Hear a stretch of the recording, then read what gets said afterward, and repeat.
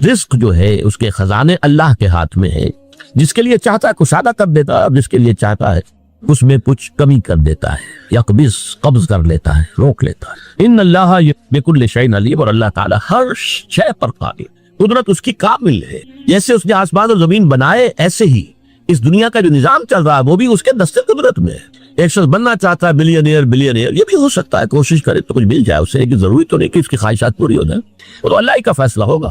کبھی اللہ انسان کو چھپر پھاڑ کے دے دیتا ہے، کسی کو توقع ہی نہیں ہوتی اور مل جاتی ہے دولت کہیں سے۔ کہیں ساری محنت کے باوجود آخری وقت تک وہ جوتیاں پٹخارتے رہتے ہیں، کچھ نہیں ملتا۔ تو یہ اللہ کا اختیار ہے، کسی اور انسان کا اختیار نہیں۔ اللہ یبسط الرزق لمن یشاء من عبادہ ویقدر لہ ان اللہ بکل شیء علیم۔ یقدر اندازے سے دینا، ایک ہے کھلے ہاتھ دینا، لے جا، ایک ہے اچھا کیا تمہاری ضرورت ہے، بس اتنے میں پوری ہو جائے گی نا، یہ لے جا نا، اللہ ہی کے ہے تو اس کو پکارو ان ناموں کے حوالے سے۔ مثلا یہ کہ ذکر کی ایک شکل یہ بھی ہو سکتی ہے اللہ اللہ اللہ، ایک ذکر کی شکل ہو سکتی ہے سبحان اللہ الحمدللہ، سبحان اللہ الحمدللہ، لا الہ الا اللہ، یہ سب ذکر کی شکلیں ہیں، لیکن ان میں پکارنا نہیں ہے۔ میں یہ ایک لفظ استعمال کیا کرتا ہوں کہ یہ ایک غیابی ذکر ہے، غیب میں ہو کر، جیسے کہ ہم ذکر کر رہے ہیں اللہ اللہ اللہ یا سبحان اللہ سبحان اللہ سبحان اللہ، یہ خطابی ذکر نہیں ہے، غیابی ذکر۔ ایک ہے وہ خطابی ذکر جس میں کہ پھر اللہ سے ہم کلام ہونے کی کیفیت ہوتی ہے، یہ ہے بلند تر شکل ذکر کی، اور وہ یہ ہے کہ جب آپ اللہ سے مخاطب ہوتے ہیں، یا اللہ یا عزیزو یا قدیرو۔ اب یہ انداز جو ہے، جو میں نے حوالہ دیا تھا کہ سائیں عبدالرزاق صاحب کو میں نے یہ نقشبندی سلسلے کے گروپ تھے، اس انداز میں ذکر کرتے ہوئے دیکھا اور ایک عجیب کیفیت محسوس کی۔ تو فدعوہ بہا، اس کو پکارو اللہ کے ان ناموں کے ذریعے سے۔ میرے نزدیک یہ 4 احکام ہو گئے ظاہری: قیام اللیل، ترتیل قرآن، ذکر اسم رب یعنی اللہ کو پکارنا اس کے اسماء کے حوالے سے، اور چوتھے حجر جمیل۔ 4 ہی احکام ہے کہ جو داخلی ہے، داخلی کیفیات سے متعلق ہے۔ تبتل اللہ، اندر بالکل یکسو ہو جائے آدمی کہ کسی اور سے کوئی امید، کوئی توقع، کوئی لالچ، کوئی متعلق نہ رہ جائے، بلکہ خوف بھی نہ رہ جائے، بلکہ لا حول ولا قوت الا باللہ پر اس درجے یقین ہو جائے کہ انسان گویا کہ کلیتاً اپنے رب کے ساتھ جڑ چکا ہے، اس کے دامن سے پیوستہ ہو گیا۔ یہ تبتل اللہ۔ دوسرا ہے توکل علی اللہ، کسی اور کا کوئی سہارا، کسی اور سے، کسی اور ذریعے پر کوئی دار و مدار، کوئی تکیہ، یہ کیفیت توکل جسے ہم کہتے ہیں، وہ بھی اللہ کے سوا کسی کے پاس، کسی کے ساتھ نہ رہتا۔ تبتل الی اللہ، توکل علی اللہ۔ اور نمبر 3 ہے مصبر علی ما یقولون، جو بھی لوگ کہیں، لوگ استہزاء کریں، تمسخر کریں، مذاق اڑائیں، بلکہ اس میں یہاں تک بھی ہو جانا چاہیے کہ انسان نہ اس سے متاثر ہو، نہ مدح و ثنا سے متاثر ہو۔ تعریف ہو رہے ہو تو ایسا نہ ہو جائے، تعریف کی جا رہی ہو کہ پھولے نہیں سما رہا انسان اپنی اس تعریف کی وجہ سے، بلکہ یہ کہ اس میں بالکل ہر اعتبار سے، اس لیے کہ صبر کے معنی جو ہے وہ، جیسا کہ یہ ہمارے منتخب نصاب میں جب بحث آیا کرتی ہے صبر کی، تو میں تفصیل سے عرض کرتا ہوں کہ صبر کے مختلف پہلو ہیں۔ صبر جو ہے الطاعہ بھی ہے، اللہ کی اطاعت پر جمے رہنا۔ اس آیہ مبارکہ میں چونکہ ایک حکم کی تخفیف وارد ہوئی ہے، وہ حکم کے جو سورہ مزمل کے ابتدائی حصے لے آیا ہے، یعنی قیام اللیل، اور اس کی ایک مقدار معین کم سے کم، اور اس میں جو بھی اضافہ ہو سکتا ہے، اس میں اللہ تعالیٰ کی طرف سے تخفیف آئی ہے۔ اس لیے مناسب ہے کہ پہلے رکوع کے مضامین کا ہم ذرا ایک جائزہ اپنے ذہن میں تازہ کر لیں۔ پہلی بات تو یہ کہ میں نے آج یہ عرض کیا کہ اکثر حضرات کے نزدیک اس کی آیات 19 ہیں پہلے رکوع کی۔ یہ ذہن میں رکھیے کہ اصل میں آیات کی گنتی کے ضمن میں بھی بالکل اتفاق نہیں ہے، تھوڑا تھوڑا فرق ہے۔ جیسے کہ سورہ فاتحہ کے بارے میں بھی ہے کہ بعض قراء کے نزدیک صراط الذین انعمت علیہم غیر المغضوب علیہم ولا الضالین، یہ ایک ہی آیت ہے، لیکن قراء کوفہ کے نزدیک کی آیتیں علیحدہ علیحدہ ہیں۔ صراط الذین انعمت علیہم علیحدہ آیت ہے، اور غیر المغضوب علیہم ولا الضالین علیحدہ آیت ہے۔ اور سورہ فاتحہ کے 10 میں یہ بیان کر چکا ہوں بارہا، کیونکہ اس کا موقع آیا ہے کہ یہی اختلاف ہے کہ امام شافعی رحمۃ اللہ علیہ آیت بسم اللہ کو شامل کرتے ہیں سورہ فاتحہ میں، تو ایک آیت وہ، اور آخری 2 آیتیں جو ہے جو قراء کوفہ کے نزدیک ایک ہے، وہ ان کو جو 2 ہے ان کو ایک شمار کر کے، تو سورہ فاتحہ میں آیت بسم اللہ کو شامل کر کے تعداد 7 ہی رہتی۔ امام ابو حنیفہ کے نزدیک آیت بسم اللہ ایک علیحدہ مستقل آیت ہے، بطور ایک علامت کی لکھی ہوئی ہے۔ قرآن حکیم کی 114 سورتوں میں سے 113 کے آغاز میں آیت بسم اللہ ہے، سوائے ایک سورہ توبہ کے۔ لیکن امام ابو حنیفہ کے نزدیک وہ کسی بھی سورت کا جز نہیں ہے، سورہ فاتحہ کا بھی جز نہیں ہے۔ یہی وجہ ہے کہ حنفی حضرات جب تلاوت شروع کرتے ہیں نماز میں تو وہ بسم اللہ کو جہرن نہیں پڑھتے، بلکہ یہ کہ الحمدللہ رب العالمین الرحمن الرحیم یہی سے بات شروع ہوتی ہے۔ لیکن یہ کہ اہل حدیث حضرات اور شوافع جو ہے وہ آیت بسم اللہ کو بھی جہرن پڑھتے ہیں، بسم اللہ الرحمن الرحیم الحمدللہ رب العالمین الرحمن الرحیم۔ معلوم یہ ہوا کہ یہ بہت مائنر سا اختلاف، لیکن یہ کہ اتحاد ہو جاتا ہے اوپر جا کر کے دونوں کے نزدیک سورہ فاتحہ کی آیات ساتھ ہیں۔ آیت بسم اللہ تو شامل کیا تو وہ آخری دو آیتوں کو ایک شمار کیا، اور آیت بسم اللہ تو شامل نہیں کیا تو ان دو آیتوں کو علیحدہ علیحدہ شمار کر لیا۔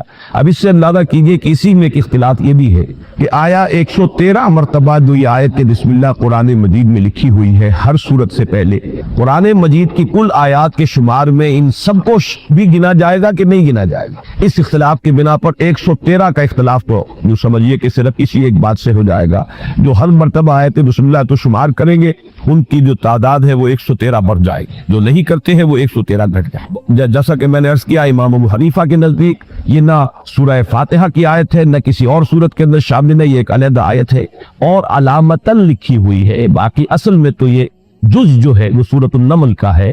حضرت سلیمان نے جو خط لکھا تھا ملکہ بلقیس جو تھی سبا کی ملکہ، ان کو انہو من سلیمان وانہو بسم اللہ الرحمن الرحیم، تو یہ آیت مبارکہ قرآن کی آیت ہے، لیکن در حقیقت سورتوں میں یہ صرف سورۃ النمل میں شامل ہے۔ اسی طرح کے چھوٹے چھوٹے اختلافات اور بھی ہیں گنتی کے، لیکن یہ کہ اکثر و بیشتر جو گنتیاں ہیں وہ 6200 سے کچھ اوپر یہ ہے کہ جو مختلف قرآن ہے اور مختلف جو بھی محققین ہیں انہوں نے گنتی کی ہے، تو یہ بہت مائنر سا اختلاف ہے۔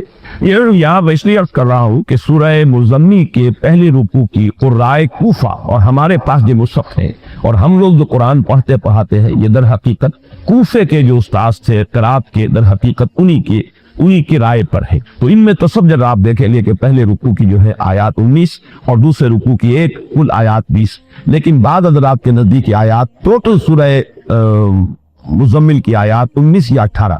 اسی لیے میں نے آج کہا کہ اکثر حضرات کے نزدیک پہلے رکوع کی جو 19 آیات ہیں جو ہم پڑھ چکے ان کے مضامین کا خلاصہ تھوڑا سا میں آپ کے سامنے بیان کر رہا ہوں کہ ان 19 آیات میں خطاب اگرچہ کفار سے بھی ہے، بالواسطہ بھی ہے، بلا واسطہ بھی ہے۔ بلا واسطہ یعنی ڈائریکٹ، خود براہ راست مخاطب ہو کر بھی اللہ تعالیٰ نے فرمایا اِنَّا أَرْسَلْنَا إِلَيْكُمْ رَسُولًا شَاهِدًا عَلَيْكُمْ كَمَا أَرْسَلْنَا إِلَىٰ فِرْعَوْنَ رَسُولًا، تو یہ بالکل براہ راست خطاب ہے۔ اس سے پہلے دے ذرنی والمکذبین اولی النعمت ومہلہم قلیلا ان لدینا انکالا وجحیما وطعاما ذا غصۃ وعذابا علیما۔ اب یہ جو خطاب ہے بظاہر حضور سے ہے صلی اللہ علیہ وسلم، لیکن اس میں بھی انذار اور دھمکی جو ہے وہ ان کفار و مشرکین کے لیے جو حضور کی مخالفت کر رہے تھے۔ لیکن یہ کہ یہ جو خطاب ہے خواہ کفار سے وہ بالواسطہ ہے یا بلا واسطہ ہے، یہ تھوڑا حصہ ہے اس سورہ مبارکہ کا۔ اکثر میں نبی اکرم صلی اللہ علیہ وسلم سے براہ راست خطاب ہے اور واحد کے سیجے سے خطاب ہے۔ اس میں جو احکام آئے ہیں ذرا ان کو گن لیجئے۔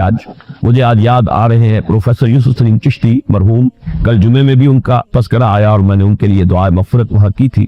آج پھر مجھے لو یاد آئے کہ وہ ایک ہندو فلسفے میں اور ان کے ہاں جو تصوف ہے اس میں ایک اشتنگ مارگ کہلاتا ہے، یعنی 8 نکات پر مشتمل ایک پیوریفیکیشن آف دی سول، یا جسے ہم کہیں گے تقرب اللہ۔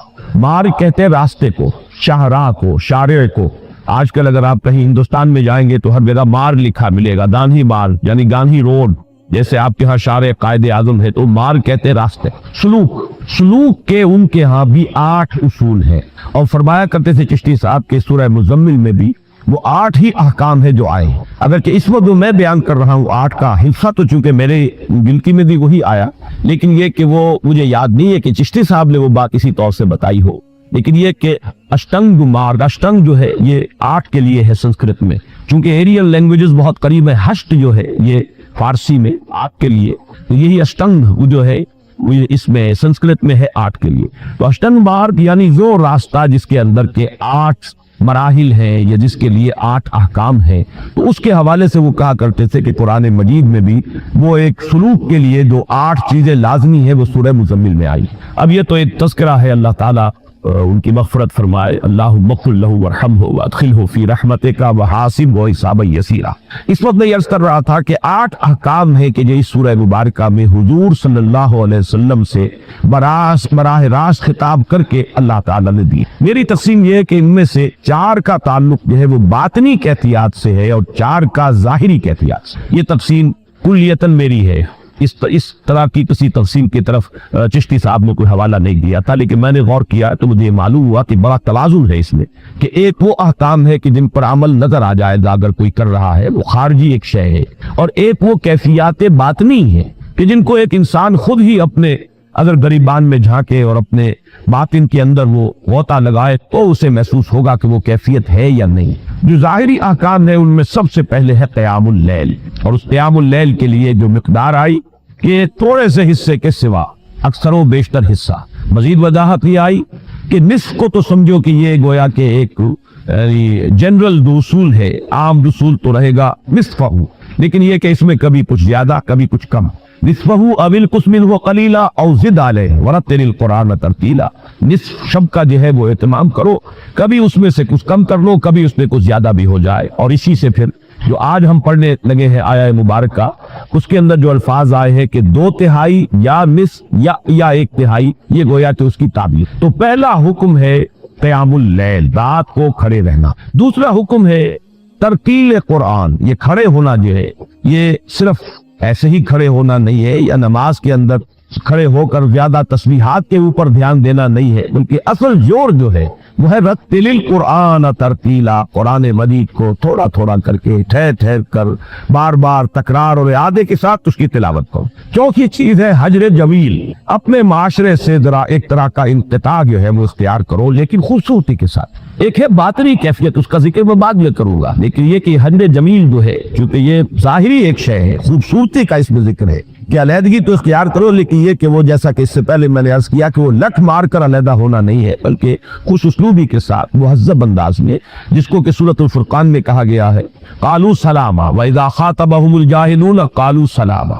اور بلکہ اس کو تیسرے نمبر پر آنا چاہیے تھا حجر جمیل سے بھی پہلے، وہ ہے ذکر اسم رب. وَاذْكُرِ اسْمَ رَبِّكَ. اس کے بارے میں جو مختلف اقوال ہیں وہ میں بیان کر چکا ہوں.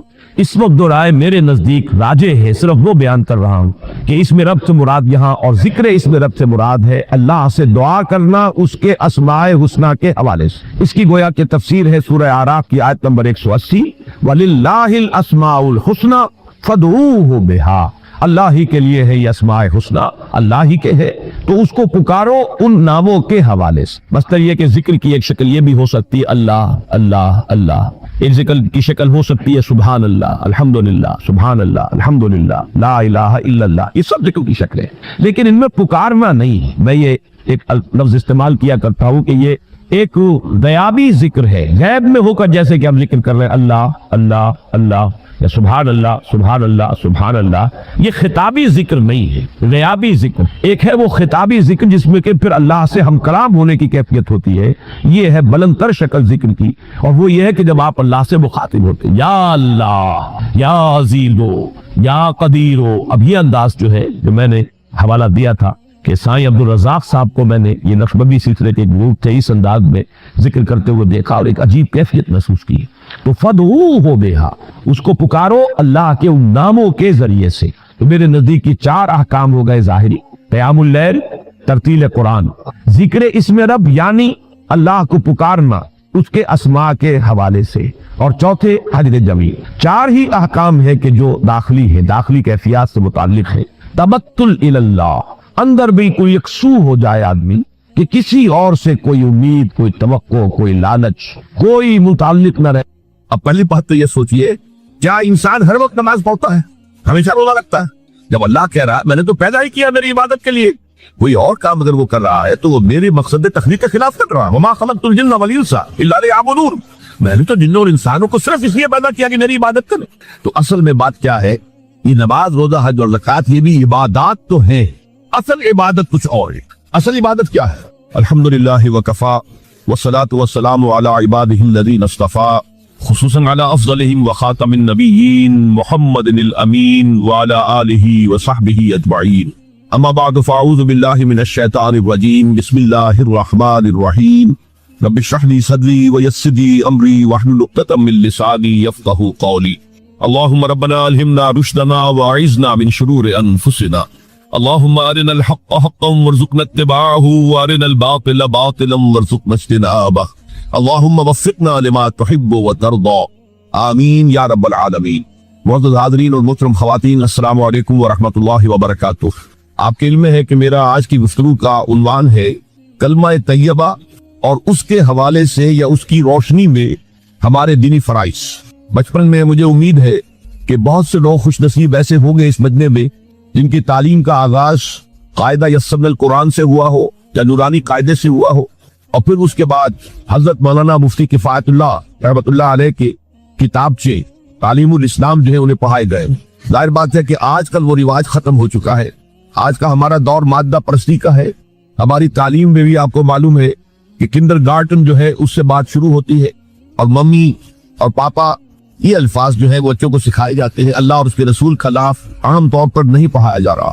سورۃ العصر میں آخری بات وتواصوا بالصبر یا ایھا الذین آمنوا استعینوا بالصبر والصلاۃ، اے ایمان والو مدد حاصل کرو صبر سے اور نماز سے۔ ان اللہ مع الصابرین، اللہ تعالیٰ صبر کرنے والوں کے ساتھ ہے۔ اور پھر آگے چل کر وبشر الصابرین الذین اذا اصابتهم مصیبۃ قالوا انا للہ وانا الیہ راجعون، اے نبی بشارت دیجئے، خوشخبری دیجئے ان صبر کرنے والوں کو کہ جن پر جب بھی کوئی تکلیف یا مصیبت نازل ہوتی ہے تو وہ کہتے ہیں کہ ہم اللہ ہی کے ہیں اور اللہ ہی کی طرف ہمیں لوٹ جانا ہے۔ صبر کا مفہوم ہے اپنے آپ کو تھامنا، روکنا، برداشت کرنا، تحمل کرنا، اور جو بھی اپنا ایک طے شدہ مقصد ہے کسی بھی مخالفت سے بددل ہوئے بغیر، کسی بھی تکلیف یا مصیبت سے ہراساں ہوئے بغیر اس کی طرف پیش قدمی کیے چلے جانا۔ بڑی سخت سردی پڑ رہی ہے، فجر کا وقت ہے، گرم پانی کا اہتمام نہیں ہے، اب اس وقت فجر کی نماز کے لیے اٹھنا، ٹھنڈا پانی اگر ہے تو وضو تو کرنا ہوگا، اس ٹھنڈے پانی سے وضو کرنا، اس وقت لحاف سے نکلنا ہی بہت مشکل، ٹھنڈے پانی سے وضو کرنا اور مصیبت۔ یہ جب تک انسان میں صبر کا مادہ نہ ہوگا ممکن ہی نہیں۔ اس کو کہیں گے صبر علی الطاعہ، اطاعت پر صبر کر۔ ناگواری محسوس ہو رہی ہے لیکن اس ناگواری کو برداشت کرتے ہوئے انسان اللہ کے حکم کے اوپر جمع رہے، اللہ کے حکم پر عمل کرے۔ یہ کیا ہے؟ یہ صبر ہے۔ اگر یہ صبر نہیں ہے تو ظاہر بات ہے کہ انسان اللہ کے اس حکم پر عمل نہیں کر سکے۔ صبر کا مادہ نہیں ہوگا تو آپ کام نہیں کر سکیں گے۔ اور اسی کا ایک دوسرا رخ ہے، جب آپ دعوت حق کے لیے کھڑے ہوں گے پہلا قدم کیا آتا ہے؟ استہزاء، تمسخر، مذاق اڑانا، جس کی میں مثال اب دینا چاہتا ہوں محمد الرسول اللہ صلی اللہ علیہ وسلم کی شخصیت سے۔ دیکھیے ہم کیا اور ہماری بساط کیا، ہم کیا مبلغ ہوں گے، کیا داعی ہوں گے، ہمارے اپنے دامن پر داغ ہوتے ہیں، لیکن یہ کہ محمد الرسول اللہ کے دامن پر کوئی داغ تھا؟ ان کو تو سارے مکے والے الصادق الامین کہتے تھے، نہایت محبوب شخصیت تھے، ان کے لیے تو جا صادق جا الامین یہ الفاظ سننے میں آتے تھے، آنکھوں کا تارا۔ لیکن جب آپ نے دعوت اب شروع کی، اب قرآن مجید میں دیکھیے کسی نے کہا مجنون ہو گئے، دماغ خراب ہو گیا، پاگل ہو گئے، اجی شاعر ہیں، کچھ شعر جوڑ لیتے ہیں ہم پر دھوس جماتے ہیں۔ کسی نے کہا ساحر ہیں، کچھ جادو سیکھ لیا ہے، یہاں تک کہ ایسے بدبخت بھی پیدا ہوئے، قرآن میں ہے ساحر کذاب، سحر کرنے والا جادوگر نہایت جھوٹا۔ یہ الفاظ کہے جا رہے ہیں کس کی شان میں؟ محمد الرسول اللہ صلی اللہ علیہ وسلم۔ قرآن میں نقل کیا گیا یا ایھا الذی نزل علیہ الذکر انک لمجنون۔ کبھی آپ نے اس کا ترجمہ سوچا؟ وہ شخص، دیکھیے تصور کیجئے حضور جا رہے ہیں، تشریف لے جا رہے ہیں، کسی دعوت میں ہے، تبلیغ میں، یا ویسے ہی تشریف لے جا رہے ہیں، اور کوئی ایک جمگھٹا ہے لوگوں کا، ادھر سے فقرہ آتا ہے، تیر کی طرح لگتا ہے دل میں جا کر محمد کے صلی اللہ علیہ وسلم۔ وہ شخص جس کا یہ خیال ہے کہ اس پر کوئی ذکر نازل ہو رہا ہے، ہمارے خیال میں تو تمہارا دماغ خراب ہو گیا۔ یا ایھا الذی نزل علیہ الذکر انک لمجنون، کہا کہ نہیں کہا؟ اور یہ نہ سمجھیے کہ حضور صلی اللہ علیہ وسلم کے قلب مبارک کو تکلیف نہیں ہوتی تھی۔ میں قرآن سے ثابت کروں گا، میں کہیں کوئی کہانیاں بیان نہیں کرنا چاہتا۔ قرآن نے کہا ہے وَلَقَدْ نَعْلَمُ أَنَّكَ يَضِيقُ صَدْرُكَ بِمَا يَقُولُونَ، اے نبی ہمیں خوب معلوم ہے صلی اللہ علیہ وسلم کہ جو کچھ یہ لوگ کہہ رہے ہیں اس سے آپ کا سینہ بھجتا ہے، یہ جو گھٹن ہوتی ہے، صدمہ ہوتا ہے، انکا یضیق صدرک بما یقولون، ہمیں خوب معلوم ہے کہ جو کچھ یہ باتیں آپ کو سننی پڑ رہی ہیں، یہ کڑوی کسیلی باتیں، یہ جو فکرے چست ہو رہے ہیں، استہزاء ہو رہا ہے، تمسخر ہو رہا ہے۔ سورہ ہجر میں ہے، ایک جگہ کھڑے ہوئے لوگ قرآن کا مذاق اڑا رہے ہیں، بھائی فلاں آیت تم لے جانا، فلاں آیت میری ہوگی، اس کے ٹکڑے کر رہے ہیں، اس کے ٹکڑے حصے بکھرے کر کے قیمہ بنا کر ان آیات کا تمسخر اڑا رہے ہیں۔ ایک جگہ قرآن مجید میں مذکور ہے کہ فرشتوں کا مذاق اڑ رہا ہے۔ بھائی یہ دیکھو، محمد نے کہا ہے صلی اللہ علیہ وسلم کہ جہنم پر تو کل 19 فرشتے ہیں، علیہا 19 قرآن میں آیت نازل ہوئی۔ ایک پہلوان کہتا بھائی 10 کو تو میں سنبھال لوں گا، باقی 9 کا تم انتظار کر لو۔ یہ باتیں آ رہی ہیں حضور کے کانوں میں، کلام الہی کے ساتھ کیا سلوک ہو رہا ہے، مجھ پر کیا فکرے چست کیے جا رہے ہیں، مجھ پر جس طریقے سے استہزاء اور تمسخر کا رویہ اختیار کیا گیا ہے، دل بھچ رہا ہے، دل میں صدمہ ہے۔ دیکھیے سورہ نون ہے، اور میرے نزدیک یہ دوسری وحی ہے جو حضور پر نازل ہوئی ہے، اس کی ابتدائی آیات، نون والقلم وما یسطرون ما انت بنعمت ربک بمجنون وان لک لاجرا غیر ممنون وانک لعلی خلق عظیم فستبصر ویبصرون بأیکم المفتون ان ربک هو یعلم بمن ضل عن سبیلہ وهو اعلم بالمہتدین۔ نون، قسم ہے قلم کی اور جو کچھ یہ لکھتے ہیں۔ اے نبی، آپ اپنے رب کی نعمت سے مجنون نہیں ہے۔ یہ کیوں کہا جا رہا ہے؟ حضور کو جو صدمہ پہنچا ہے وہی نازل ہوئی ہے دل جوئی کے لیے، تسلی کے لیے۔ آپ کیوں برا منا رہے ہیں؟ اے نبی، آپ کیوں صدمہ اور رنج اور اندوہ محسوس کر رہے ہیں؟ ان بدبختوں کے کہنے سے کوئی آپ مجنون ہو جائیں گے؟ مانتا بنعمت ربک بمجنون وَإِنَّ لَكَ لَأَجْرًا غَيْرَ مَمْنُونَ۔ آپ کو جو یہ صبر کرنا پڑ رہا ہے، آپ کو جو یہ جھیلنا پڑ رہا ہے، اس کی وجہ سے آپ کو وہ اجر ملے گا جس کا سلسلہ کبھی منقطع نہیں ہوگا۔ وَإِنَّكَ لَعَلَىٰ خُلُقٍ عَظِيمٍ، اور اے نبی آپ تو خلق عظیم کے حامل ہیں۔ آپ کا اخلاق، آپ کا کردار، آپ کی سیرت، آپ کی شخصیت میں طہارت، نفاست، پاکیزگی، آج تک دنیا نے کوئی پاگل، کوئی مجنون ایسا بھی دیکھا؟ یہ ساری باتیں اللہ تعالیٰ حضور کی دلجوئی کے لیے فرما رہے ہیں۔ اس سے آپ اندازہ کیجئے کہ کتنا صدمہ ہوتا ہوگا۔ یہی ہے، اس ساری چیز کو جمع کیجئے تو یہ چیز کیا ہے؟ وَاصْبِرْ عَلَىٰ مَا يَقُولُونَ وَاهْجُرْهُمْ هَجْرًا جَمِيلًا۔ صبر کرو اے نبی، صبر کرو اے محمد صلی اللہ علیہ وسلم، جھیلو اور برداشت کرو اس پر جو یہ کہہ رہے ہیں۔ یریدون لیطفئوا نور اللہ بافواہہم، یہ چاہتے ہیں کہ اللہ کے نور کو اپنے منہ سے بجھا دے، پھونکے مار کے ہی بس۔ نور خدا ہے کفر کی حرکت پہ خندہ زن، پھونکوں سے یہ چراغ بجھایا نہ جائے گا۔ یریدون لیطفئوا نور اللہ بافواہہم واللہ متم نورہ ولو کرہ الکافرون، یہ چاہتے ہیں کہ اپنے منہ کی پھونکوں سے اللہ کے نور کو بجھا دیں، حالانکہ اللہ تعالیٰ تو اپنے نور کا اتمام فرما کر رہے گا، خواہ ان کافروں کو کتنا ہی ناگوار ہو۔ اس کی ترجمانی ہے، نور خدا ہے کفر کی حرکت پہ خندہ زن، پھونکوں سے یہ چراغ بجھایا نہ جائے گا۔ یہی وجہ ہے، دیکھیے مکی صورتوں میں خود نبی اکرم صلی اللہ علیہ وسلم کو اتنے مختلف پیرایوں میں صبر کا حکم دیا گیا۔ کچھ مثالیں میں دے چکا ہوں، وَلِرَبِّكَ فَاصْبِرْ، اسی طریقے سے وَاصْبِرْ كَمَا صَبَرَ أُولُو الْعَزْمِ مِنَ الرُّسُلِ، اے نبی صبر کیجئے جیسے کہ صبر کیا ہمارے اولو العزم رسولوں نے۔ وَاصْبِرْ وَمَا صَبْرُكَ إِلَّا بِاللَّهِ، اے نبی صبر کیجئے اور آپ کا صبر تو اللہ ہی کے سہارے ہے۔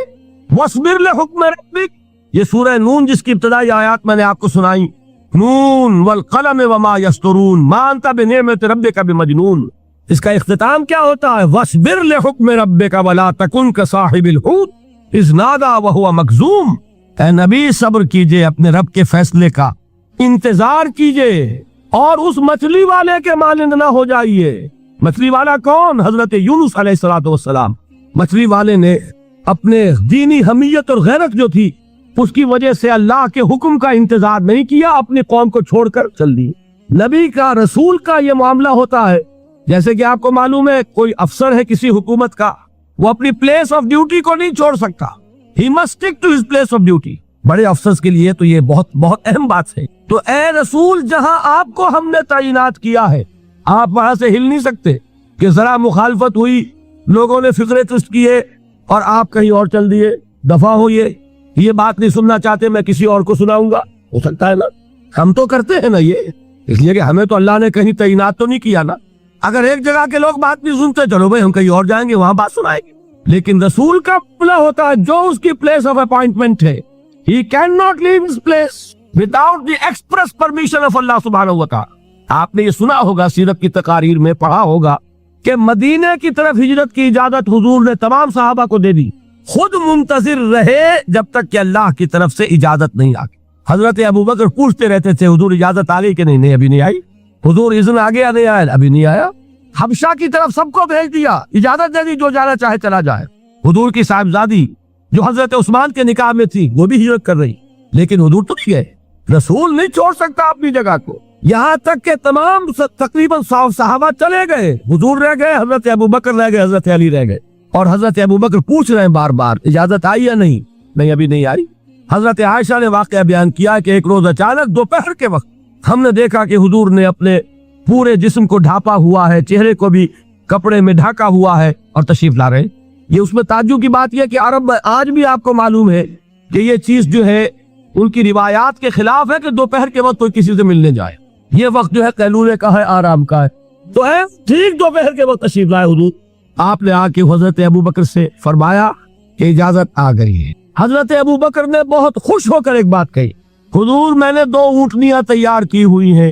یعنی اب آپ وہ تو سوچتے تھے نا شاباش ملے گی کہ میں نے تیاری کی ہوئی ہے، میں نے 2 اونٹنیوں کو خوب کھلا پلا کے فرما کیا ہوا ہے، بڑی توانا ہے تاکہ ہم تیزی کے ساتھ سفر کر سکیں. حضور نے توقف کیا، فرمایا ہاں ٹھیک ہے، 1 اونٹنی میں استعمال کروں گا لیکن میں اس کی قیمت ادا کروں گا. حضرت ابوبکر کی آنکھوں میں آنسو آ گئے. روتے ہوئے کہا حضور مجھ سے یہ مغایرت، کیا یہ جان اور مال کسی اور کے لیے ہے؟ آپ مجھ سے بھی کہہ رہے ہیں میری اونٹنی جو ہے وہ بھی بلا معاوضہ آپ کو بول نہیں فرما رہے. یہ ہے محمد الرسول اللہ کی غیرت اور حمیت کا معاملہ. اب دیکھیے ایک بات عجیب ہے، یہ ربط اپنے ذہن میں رکھیے. اللہ تو صبر کی تلقین کر رہا ہے اپنے رسول کو، اور رسول یہی تلقین کر رہے ہیں اپنے صحابہ کو. صبر کرو، جھیلو، برداشت کرو، ہاتھ مت اٹھانا، کوئی جوابی کارروائی نہیں ہوگی، بلکہ اپنے اوپر جھیلو جو کچھ جھیلنا ہے، ڈٹے رہو، پیچھے مت ہٹنا، یہ صبر ہے. لیکن ہاتھ اٹھانے کی اجازت نہیں. چنانچہ اب ذرا چشم تصور سے دیکھیے، ابو جہل اس نے جو بدترین روش اختیار کی، وہ ایک خاندان تھا حضرت یاسر، ان کی اہلیہ حضرت سمیہ اور ان کے فرزند حضرت عمار رضی اللہ تعالی عنہم. یہ غلام نہیں تھے، حضرت سمیہ تو کنیز تھیں لیکن یاسر غلام نہیں تھے. ان کی کہانی یہ ہے، واقعہ یہ ہے کہ یہ بہت نیک آدمی تھے. یاسر یمن کے باشندے، انہیں کو خواب میں بشارت ہوئی کہ نبی کا ظہور ہونے والا ہے مکے میں، جاؤ شاید ان کے قدموں تک پہنچ جاؤ. یہ یمن سے ترک وطن کر کے مکے آ گئے. ابو جہل کا ایک چچا تھا، بہت شریف النفس انسان، اس کے ساتھ معاہدہ کیا حلیف بن کر، اور وہ مکے میں رہنے لگے. اس لیے کہ نوٹ کر لیجئے، مکہ اس وقت ایک قبیلے کا شہر تھا، صرف قریش. یا قرشی رہ سکتا تھا وہاں، یا قرشی کا حلیف، کہ اگر تو کسی قرشی نے آپ کو امان دی ہوئی ہے تو آپ رہ سکتے ہیں مکے میں، ورنہ نہیں. یا تیسرے قرشی کا غلام، غلام تو ملکیت ہی ہے اس کی، جیسے بھیڑ بکری ہے کسی قرشی کی اسی طرح اس کے غلام ہے. یہ 3 کیٹیگریز تھی انسانوں کی مکے میں. اسی کو نوٹ کیجئے کہ جو بیچارے غلام تھے وہ سب سے زیادہ ستائے گئے، اس لیے کہ غلاموں کے تو حقوق ہی کوئی نہیں تھے. بلال غلام تھے، ابو فقی غلام تھے، زنیرہ ایک کنیز تھی. ان کو جو ماریں پڑی ہیں اس کا آپ کو معلوم ہے. حضرت بلال کے ساتھ جو کو سمیہ ابن خلف نے کیا، کہ جس طریقے سے کہ حیوانوں کی لاشیں جو ہے کھینچ کر گھسیٹ کر لے جائی جاتی ہیں، ان کی گردن میں رسی ڈال کر گھسیٹتے، اسی طریقے سے حضرت بلال کے گردن میں رسی ڈال کر پھر دوپہر کے وقت مکے کی سنگلاخ گلیوں کے اندر گھسیٹا جاتا. نیچے زمین جل رہی ہے توے کی طرح، اور ویسا بھی ہوتا تھا کہ چت لٹا دیا، اوپر سے وہ آگ مکے کا کہ سورج جو ہے ذرا نوٹ کیجئے، آگ برسا رہا، نیچے زمین توے کی طرح جل رہی ہے. اور ایک بھاری سل بھی لا کر جو ہے سر پر رکھ دی، چھاتی پر رکھ دی گئی ہے کہ آواز نہیں نکل رہی، جھاگ نکل رہے ہیں منہ سے. لیکن اس حال میں بھی احد احد احد، ایک ایک اللہ، قل هو اللہ احد، الفاظ نکل. یہ ہے وہ صبر، صبر علی الابتلاء، صبر علی الایذاء. یہ ابتلاء اور ایذاء پر صبر ہے. جھیلو، برداشت کرو، اس توحید پر قائم رہو، محمد کی رسالت کے اقرار کرتے رہو صلی اللہ علیہ وسلم. لیکن ہاتھ نہیں اٹھانا۔ اب میں آپ کو بتا رہا تھا یہ تو غلام تھے، یہ جو تھے یاسر یہ حلیف تھے، غلام تو نہیں تھے نا۔ البتہ وہ ابو جہل کے چچا کی کنیز تھی یہ سمیہ، انہوں نے اجازت لے کر ان سے نکاح کر لیا، یہ تو کنیز رہیں گی۔ بیٹا جو ہوا وہ بھی ایک طرح سے جو کنیز زیادہ ہے غلام ہو گیا، عمار ابن یاسر۔ وہ جو شخص تھا بہت شریف النفس ابو جہل کا چچا، وہ مر گیا۔ اب ابو جہل جو ہے اس خاندان کا سربراہ ہے، لہذا یہ تینوں جو افراد ہیں وہ اس کے رحم و کرم پر ہے۔ یاسر کو بھی پروٹیکشن اگر ہے تو ابو جہل کی ہے، ابو جہل جو چاہے کرے، اور سمیہ تو کنیز ہے ہی، اس کا تو کوئی حق ہے ہی نہیں، جو چاہے کرے، اور عمار ان دونوں کا بیٹا ہے۔ لہذا بدترین معاملہ کیا ابو جہل نے ان تین افراد کے ساتھ۔ حضرت سمیہ کے ساتھ جو کچھ کیا گیا ہے آپ اس کا تصور نہیں کر سکتے۔ بالآخر جو شہید کیا حضرت سمیہ کو ایذائیں دے دے کے، سسکا سسکا کے، ان کے جسم کے نازک حصوں کو جلا کے، داغ دے کر، کہتا کیا تھا؟ ایک دفعہ کہہ دو کہ میرا جو یہ بت ہے یہ بھی الہ ہے، مان لو میں چھوڑ دوں گا۔ تنگ آ گیا کسی طریقے سے، ایک دفعہ کہہ دو پھر میں چھوڑ دوں گا۔ لیکن یہ میاں بیوی حضرت یاسر اور حضرت سمیہ رضی اللہ تعالی عنہما، یہ ہے ثبات، یہ ہے صبر، یہ ہے استقلال۔ ایک مرتبہ بھی کہنے کے لیے تیار نہیں، جو چاہو کر لو، اب ہم تو اس سے پیچھے نہیں ہٹے۔ تنگ آ کر اس نے حضرت سمیہ کی تو شرمگاہ میں برچھا مارا اور شہید کیا۔ حضرت یاسر کے بارے میں ایک روایت یہ ہے، ستا کے، تنگ کر کر کے، آخر کار جو ختم کیا، انہیں شہید کیا کس طرح؟ 4 سانڈ اونٹ جوان، ان سے رسے باندھے، ایک رسے سے ایک بازو باندھا، دوسرے سے دوسرا بازو باندھا، تیسرے سے ایک ٹانگ باندھی، چوتھے سے دوسری ٹانگ باندھی، اور چاروں کو دوڑایا ہے کہ جسم کے پرخچے اٹھے۔ اس وقت سامنے سے حضور گزرتے تھے جبکہ آل یاسر کے ساتھ یہ معاملہ ہو رہا ہے، کیا فرماتے تھے؟ اسبروا یا آل یاسر فإن موعدکم الجنہ، اے یاسر کے گھر والوں صبر کرو، جھیلو، اس لیے کہ تمہارے وعدے کی جگہ جنت ہے۔ اللہ تعالیٰ ادھر آنکھ بند ہوگی ادھر جنت میں تمہارا داخلہ ہو جائے گا۔ یہ ہے تواصوا بالصبر والعصر ان الانسان لفی خسر۔ یہ تواصوا بالصبر پر کون عمل کر رہا ہے؟ محمد الرسول اللہ صلی اللہ علیہ وسلم۔ دے تو بھی محمد کی صداقت کی گواہی۔ یہ صداقت کی گواہی دیتے ہوئے انہوں نے اپنی جانیں دے لی۔ 4 سے لے کر 12 تک 8 برس، اس کو کہتے ہیں پرسیکیوشن، فزیکل پرسیکیوشن، تشدد، مار پیٹ، جلانا، دہتے ہوئے انگاروں پر لٹانا، ہاکے رکھنا، بھوکے رکھنا، ان کو ڈال دی گئی زنجیریں، گھروں میں بند کر دیا گیا نوجوانوں کو۔ حضرت عثمان کو چچا نے ان کے ایک چٹائی کے اندر لپیٹا اور دھونی دے دی، دم گھٹ رہا ہے، جان نکل رہی۔ حضرت مصعب بن عمیر رضی اللہ تعالی عنہ، وہ نوجوان 200 درہم کا جوڑا ان کا سل کر آتا تھا شام سے تیار ہو کر، لباس معطر ہوتا تھا، جدھر سے نکل گیا پوری گلی جو ہے وہ معطر ہو گئی، انگلیاں اٹھ رہی ہیں، وہ جا رہا ہے مصعب، یہ خوشبو اس کی ہے۔ اس مصعب کے ساتھ کیا سلوک کیا؟ باپ تو مر چکا تھا، ماں نے پالا تھا، دولت بہت چھوڑ کر گیا تھا باپ، لہذا ماں نے بڑے ناز و نام میں پالا، بڑے لاڈ پیار میں، 200 درہم کا جوڑا تیار ہو رہا ہے۔ لیکن یہ کہ آپ کو معلوم ہے عرب کے اس معاشرے میں عورت کی کوئی حیثیت نہیں تھی، ماں کا اختیار نہیں تھا، چچا تھا سربراہ خاندان کا۔ چچا نے کہا مصعب اگر تم نے اپنے باپ کا دین چھوڑ دیا ہے تو باپ کی دولت پر بھی تمہارا کوئی حق نہیں ہے، نکل جاؤ گھر سے۔ اس نے یہ سوچا تھا کہ مصعب کے ہوش ٹھکانے آ جائیں گے، دن میں تارے نظر آ جائیں گے، ناز و نام میں پلا ہوا گھر سے نکل کے جائے گا کہاں، یہ سارا نشہ جو ہے توحید کا یہ حیران ہو جائے گا۔ حضرت مصعب کا جواب بالکل برعکس تھا، اچھا ٹھیک ہے چچا جان میں گھر چھوڑتا ہوں۔ وہی بات جو کبھی کہی تھی ابراہیم نے، باپ نے کیا کہا تھا؟ واجرنی ملیہ، جاؤ چلے جاؤ، دفع ہو جاؤ میری نگاہوں سے۔ حضرت ابراہیم نے کیا جواب دیا تھا؟ سلام علیک ساستغفر لک ربی انہ کان بی حفیہ۔ اچھا باجان آپ کا حکم یہی ہے تو میں چلتا ہوں، آپ پر سلامتی ہو، میرا رب مجھ پر بڑا مہربان ہے، میں اس سے آپ کے لیے استغفار کر دوں گا، جلدی۔ یہی جو ہے حضرت ابراہیمی کی نسل ہے نا قریش۔ آج ابراہیم کے ایک بیٹے کے ساتھ وہی معاملہ ہو رہا ہے مصعب کے ساتھ، اور مصعب چلنے کے لیے تیار ہو گئے۔ چچا نے سوچا میں سمجھتا تھا کہ ہوش ٹھکانے آ جائیں گے، یہ تو تیار ہو گیا نکلنے کے لیے، غصے میں آ کے اگلی بات کہی، یہ کپڑے جو پہنے ہوئے تم نے یہ بھی اسی مشرک باپ کی کمائی کے ہیں، اتارو ان کو۔ وہی کپڑے اتارے، مادہ زاد برہنہ گھر سے نکالے گئے، ماں کے پاس پہنچے، ماں نے آنکھوں پر ہاتھ رکھے، مصعب کیا ہوا؟ ماں سے کہتے ہیں کہ ماں میں موحد ہو گیا، اور وہاں سے گئے پھر حضور کی خدمت میں کپڑے کہیں سے مانگے ہوں گے۔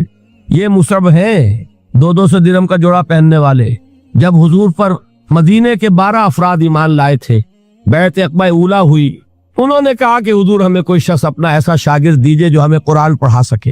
हुजूर ने हुक्म दिया मुसब जाओ, अब मदीने जाओ, यसरब जाओ, यसरब वालों को कुरान पढ़ाओ, उन्हें तबलीग करो। मुसब गए हैं वहां, 1 साल की कमाई 75 अफराद लाकर हुजूर के झोली में अगले साल डाल दिए कि हुजूर ये मेरी 1 साल की कमाई है। 72 मर्द 3 औरतें।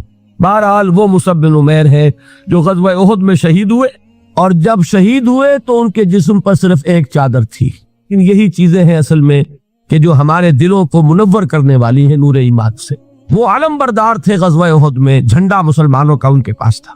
एक हाथ पर एक शाने पर वार पड़ा, हाथ कट गया, दूसरे से थामा, दूसरे पे कट गया, अब दोनों हिस्सों के बचे हुए टुकड़ों से झंडे को थामा, गिरने नहीं दिया, यहां तक कि शहीद हो गए। गिरे हैं तो झंडा गिरा है। शक्ल में हुजूर से बहुत मुशाबे थे। खबर उड़ गई कि मोहम्मद शहीद हो गए सल्लल्लाहु अलैहि वसल्लम। ये मुसअब बिन उमैर का वाकया है। जब इनको अब दफन करने का वक्त आया, और शहीद के लिए कफन जो है उसका वही लिबास होता है जो शहादत के वक्त हो। हुजूर के सामने एक प्रॉब्लम पेश किया गया। हुजूर, मुसअब के जिस्म पर तो एक चादर थी, और वो चादर भी इतनी छोटी है, यानी 2 गज की चादर भी नहीं है। उससे अगर सर ढांपते हैं मुसअब का तो पैर खुल जाते हैं, पैर ढांपते हैं तो सर खुलता है, क्या करें? हुजूर ने फरमाया सर ढांप दो चादर से और पैरों पर घास डाल दो। ये आखिरी लिबास है जो मोहम्मद के उस दीवाने को इस दुनिया से रुखसत होते हुए मिला है, जिसका 200-200 दिरहम का जोड़ा चलता था। ये है सब्र। बर्दाश्त किया कि नहीं किया? ये खब्बाब बिन लरत पेशे के लिहाज से लोहार थे। सोचिए, एक जिंदा इंसान को दहते हुए अंगारों पर लिटाया जा रहा है।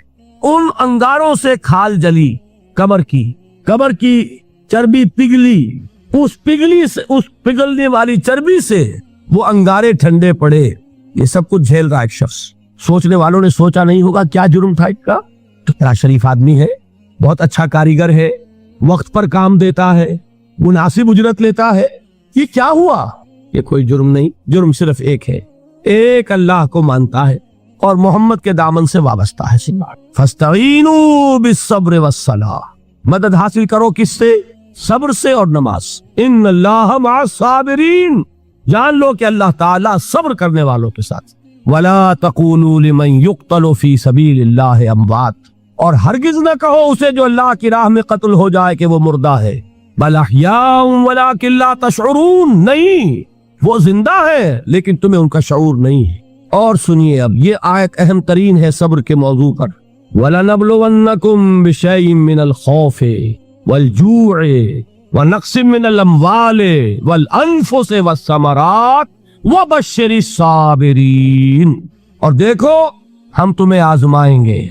वलनबलुवन्नकुम, हम लाज़िमन आजमाएंगे तुम्हें, बिशैइन मिनल खौफ, खौफ की कैफियत तारी करके, वल जू', भूख, फक्र और फाका, व नक्सिम मिनल अम्वाल, माली नुकसान, वल अनफुस, जानी नुकसान, व समरात, और समरात, फलों और मेवों का नुकसान।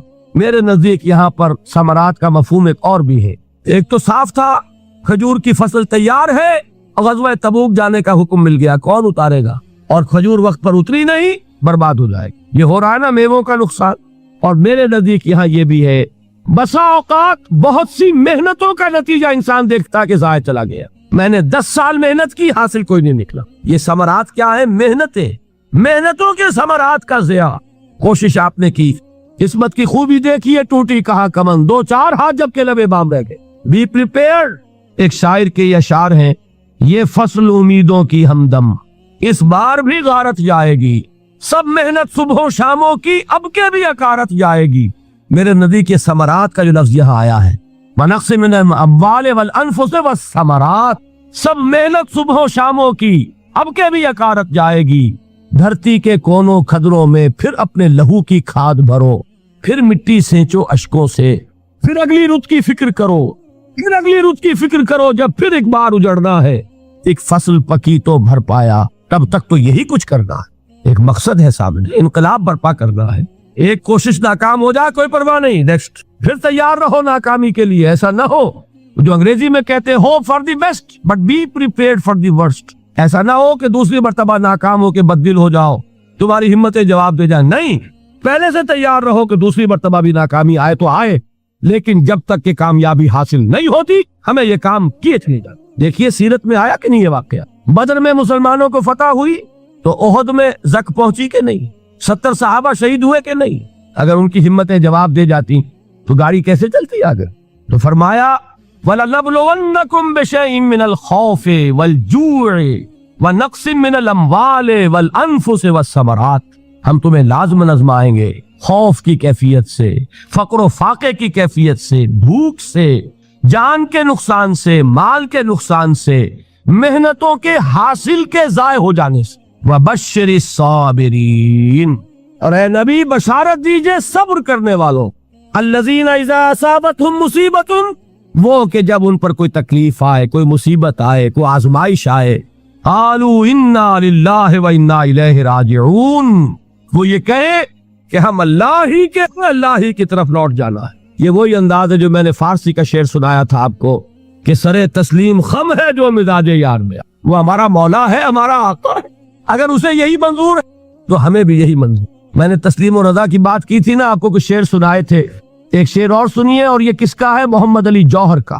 ایک مرتبہ جیل گئے، ان کی ایک بیٹی جوان بیمار ہوئی، فوت ہو گئی، باہر چھوڑا انگریز نے، جاؤ بھائی دفن کر دو بیٹی۔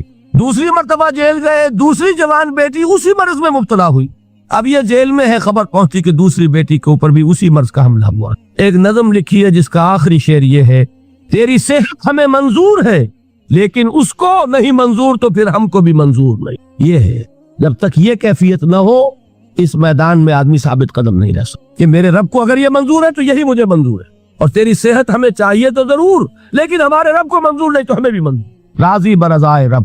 وَبَشِّرِ الصَّابِرِينَ الَّذِينَ إِذَا أَصَابَتْهُمْ مُصِيبَةٌ قَالُوا إِنَّا لِلَّهِ وَإِنَّا إِلَيْهِ راجعون۔ نہ شود نصیب دشمن کے شود ہلاک تیغت، سر دوستہ سلامت کے تو خنجر آزمائی۔ اولئک علیہم صلوات من ربہم ورحمہ، یہی ہے وہ لوگ جن پر ان کے رب کی طرف سے عنایتیں ہیں اور رحمتیں ہیں۔ وَأُولَئِكَ هُمُ الْمُهْتَدُونَ، اور یہی ہے وہ لوگ جو کامیاب ہونے والے، ہدایت پانے والے، ہدایت یافتہ۔ وَالصَّابِرِينَ فِي الْبَأْسَاءِ وَالضَّرَّاءِ وَحِينَ الْبَأْسِ، اور صبر کرنے والے، اصل نیکی ان کی ہے، جسمانی تکلیفوں میں صبر کرنے والے، فقر اور فاقے میں صبر کرنے والے، اور جنگ کے وقت صبر کرنے والے۔ اولئک الذین صدقوا واولئک هم المتقون، یہ ہے وہ لوگ جو صبر کرنے والے ہیں، یہ ہے جو سچے ہیں، جو اپنے دعوے میں نیکی کے اور ایمان کے صادق ہیں، اور یہی وہ لوگ ہیں جو متقی۔ اللہ تعالیٰ نے کیسے کیسے مسلمانوں سے کہا، مسلمانوں تمہیں زک پہنچی ہے تو انہیں بھی تو پہنچی تھی، ان کے 70 نہیں مارے گئے تھے بدر میں، ان کے حوصلے جو ہیں وہ تو پست نہیں ہوئے، وہ اگلے سال آ گئے تم پر چڑھائی کر کے، تم کیوں اتنا برا مان رہے ہو؟ تمہارے دل اتنے زخمی کیوں ہو گئے؟ تمہیں تکلیف پہنچتی ہے تو انہیں بھی پہنچتی ہے۔ اپنی غیرت جو ہے ہمیں ذرا اس کا جائزہ لینا چاہیے۔ لوگ باطل نظریات کے لیے کتنی قربانیاں دے رہے ہیں، لوگ باطل چیزوں کے فروغ کے لیے کتنی محنتیں کر رہے ہیں۔ جیسا کہ میں نے ابھی کہا تھا، اسی غیرت کو چیلنج کرنے کے لیے، ذرا آپ کی حمیت دینی کو جوش دلانے کے لیے، قادیانی نوجوان کتنی تعداد میں اپنے آپ کو دین کے لیے وقف کرتا ہے، اور آپ کتنے نوجوان ہیں جو اپنے آپ کو دین کے لیے وقف کرتے ہیں؟ وہ کھاتے پیتے گھرانوں کے لوگ۔ یہ نہیں ہے کہ اگر کوئی اور کام نہیں کر سکتا تو پھر یہ ہے کہ وہ دین کے کام میں لگ جائے۔ باصلاحیت لوگ، کھاتے پیتے لوگ، ذہنی استعداد رکھنے والے لوگ، اونچے گھرانوں کے لوگ، وہ وقف کریں اپنے آپ کو دین کے لیے۔ اس کے بغیر کیسے باہر آ جائے گی، کیسے رونق آ جائے گی؟ تو دنیا میں باطل نظریات والے جو ہیں، یہ بات کہی گئی ہے، مسلمانوں تم اگر توحید کے لیے لڑ رہے ہو، دیکھتے نہیں ابو جہل کو، اس نے گردن کٹوائی ہے شرک کے لیے، شرک کے لیے گردن کٹوائے، اور تم توحید کے لیے گردن کٹوانے کو تیار نہ ہو۔ اس نے گردن کٹوائی کہ نہیں کٹوائی؟ اور کس طرح کٹوائی ہے؟ کیونکہ بڑا متکبر قسم کا، فرعون قسم کا شخص تھا، جب گردن کاٹنے لگے تو کہتا ہے ذرا نیچے سے کاٹنا، تاکہ جب تم نیزے کے اوپر چڑھاؤ میرے سر کو تو اونچا نظر آئے، معلوم ہو سردار کا سر ہے۔ وہ بدبخت مرتے ہوئے بھی جو اس کی کیفیت تھی نا، اس کو ذہن میں رکھیے۔ لوگوں نے قربانیاں دی، جانیں دی، تو فرمایا اگر تم ان سے زیادہ قربانی نہیں دو گے، جو نوٹ کر لیجئے اس کو، مجرد اگر حق کو غالب کرنا اللہ کے ذمے ہو تو آنے واحد میں غالب کر دے گا، تمہیں تکلیف ہی دینے کی ضرورت نہیں۔ سمجھ رہے؟ کیا اللہ کے مقابلے میں کوئی باطل کی طاقت ٹھہر سکتی ہے؟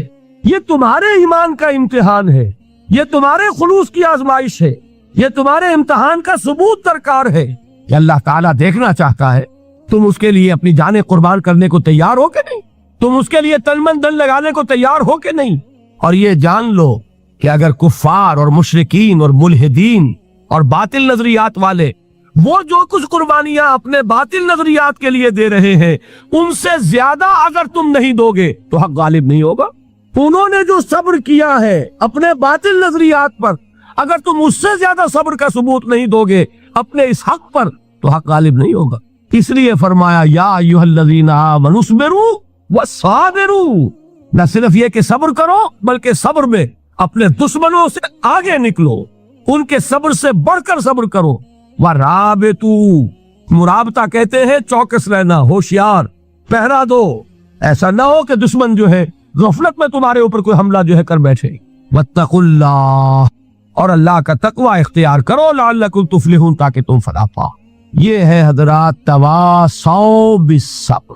میں نے عرض کیا تھا ہر جگہ پر آپ کو چوٹی کی بات صبر ملے گا۔ آیت الکرسی، آیت البر جو میں نے آپ کو سنائی آخر میں، والصابرین فی الباساء والضراء وحین الباس، حامیم السجدہ، وما یلقاها الا الذین صبروا وما یلقاها الا ذو حظ عظیم، اس کے بغیر تو نہیں ہوگا۔